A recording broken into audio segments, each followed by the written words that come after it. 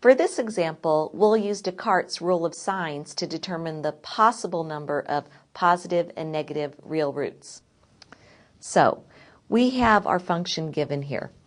F of x is 3x to the fifth minus 2x to the fourth minus 2x squared plus x minus 1.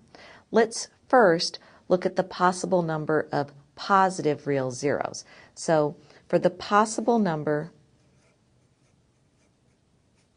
I'll do a little bit of abbreviating here. The possible number of positive real zeros. We just look at our function f of x, and we really look at how many sign changes we have. So notice it starts off positive, and it changes to a negative at the second term. So that's one sign change. It's still negative, then it becomes positive, that's two sign changes, and then it becomes negative. So that's a total of 3 sign changes.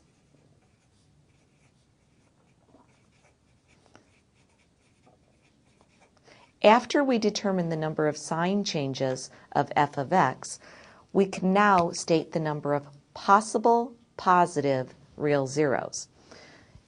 The number of possible positive real zeros is going to be 3, or I can take 3 and subtract 2 from it, and I get 1.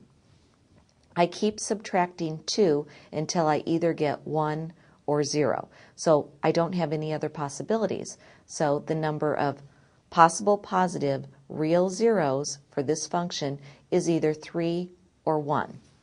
Now we need to look at the number of possible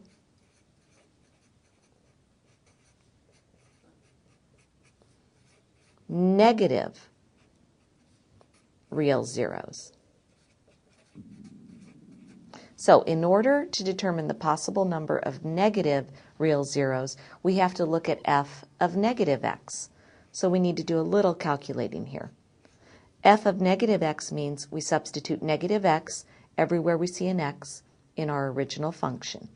And we get 3 times negative x to the fifth minus 2 times negative x to the fourth minus 2 times negative x squared plus negative x minus 1.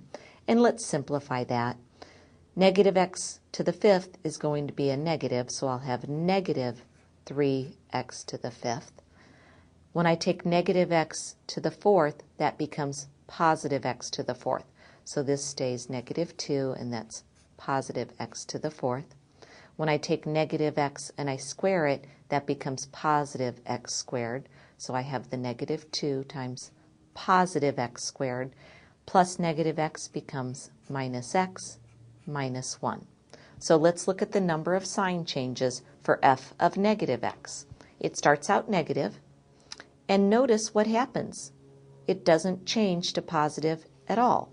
So therefore, we can say the possible number of negative real zeros is 0 because there are no sign changes in f of negative x.